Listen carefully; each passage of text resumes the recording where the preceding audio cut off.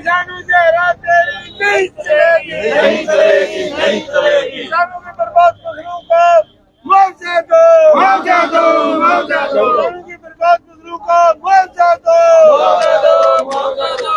गुंडा राज, गुंडा प्रशासन मुर्दाबाद, मुर्दाबाद, मुर्दाबाद। किसानों से धोखा करने वाला प्रशासन मुर्दाबाद, मुर्दाबाद। नाम आपका? सोमवीर चौधरी वास, संयुक्त किसान मोर्चा का प्रतिनिधि हूँ हिसार का। हरियाणा की मैं बात करूं तो नुकसान देखने को मिल रहा है। हिसार की मैं बात करूं तो कितना नुकसान हिसार जिले में हो रहा है? हिसार जिले के किसानों के घर बर्बाद हो गए, खेत बर्बाद हो गए, मूंग की, बाजरा की, जीरी की और सबसे ज्यादा नरमा की फसल प्रभावित हुई है।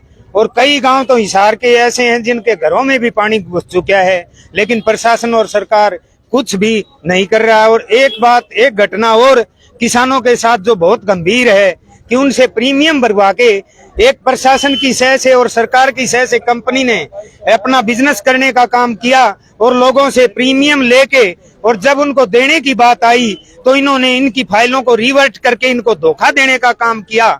और इन्होंने जैसे केसीसी से भरवाया था प्रीमियम, और इन्होंने ये भी कहा था कि सीएससी सेंटर से किसान अपनी फसलों का बीमा करवा सकते हैं। तो किसानों ने अपना प्रीमियम भर दिया। 31 अगस्त तक का इनका टाइम था, लेकिन इन्होंने उसके 20 दिन बाद रिवर्ट करनी शुरू कर दी। इनकी फाइलें इनको प्रीमियम देके चलता किया जाए, इनको इनका हक ना दिया जाए, क्योंकि परमात्मा ने बरसात करके किसान और कमेरी की फसल को लूटने का काम किया है। और अब दूसरी लूट ये प्रशासन और ये कंपनियां करने का काम कर रही हैं, जिसको किसान और मजदूर मंजूर नहीं करेगा। वो अपने हकों को लेकर ही यहाँ से जाएगा।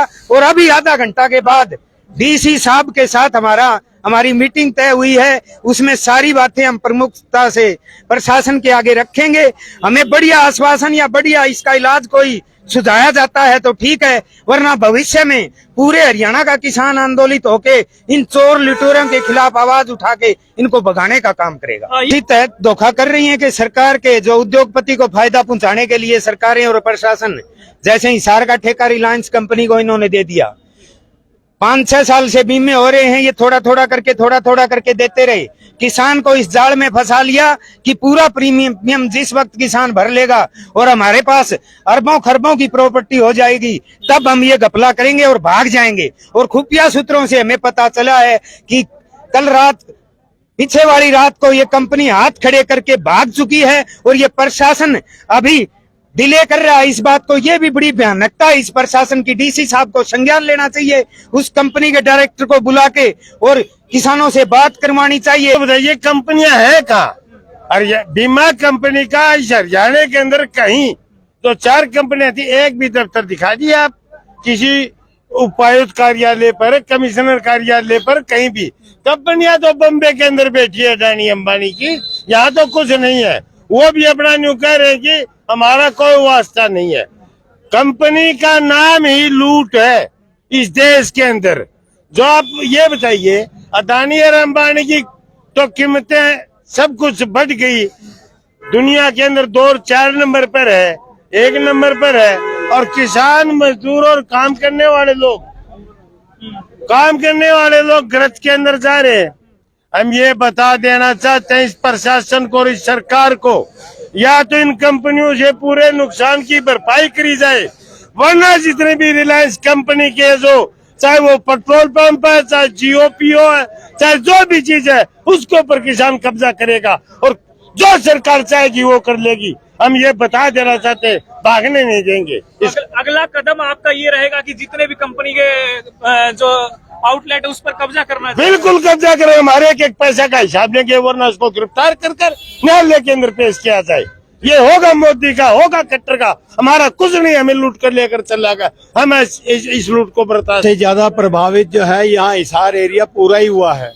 बरवाला लीजिए, हांसी लीजिए, आदमपुर लीजिए और ये खेड़ी चौपटा लीजिए, कहीं भी जाओ देखो आप, हर जगह प्रभावित है पूरा एरिया।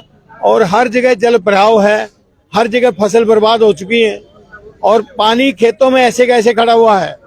अभी तक प्रशासन ने कोई सुध नहीं ली है, ना ही जो है फसल बर्बाद होने का जो है कोई स्पेशल गिरदावरी करी है और ना ही जल निकासी के लिए कोई प्रबंध किए हैं। आज इसी एवज में जो है अपने डीसी साहब से जो मिलेंगे और जो उनसे बातचीत करेंगे, आगे देखेंगे कि उनके हालात क्या बोल रहे हैं, क्या जवाब दे रहे हैं, क्या वो आश्वासन दे रहे हैं। उसके मुताबिक जो है फिर अगली रणनीति वहीं पर तैयार की जाएगी और जो है आगे देखा अगर जाएगा। हालात की बात की जाए तो ड्रेन जो है लगभग हर जगह पर टूटी हुई है और जो है बारिश के अंदर जो नहरें हैं वो टूटने की कगार पर है। देखो, नहरों टूटने की कगार पे क्यों है? क्योंकि खेतों में जल तो वैसे ही पहले ही भरा हुआ है और जो है नहरों का जो जल आएगा वो कहाँ उसको सीमित करेंगे? क्यों हर जगह आज जो है चौवा इतना ऊपर आ गया है कि जमीन जो है पानी चूस नहीं रही है, तो इसलिए मुसीबत हो रखी है। तो प्रशासन से यही उम्मीद करते हैं कि वो जल्दी से जल्दी पानी की निकासी करवाए और जो है फसल की जो है गिरदावरी करवाए और इनको मुआवजा जो है किसानों को दिया जाए।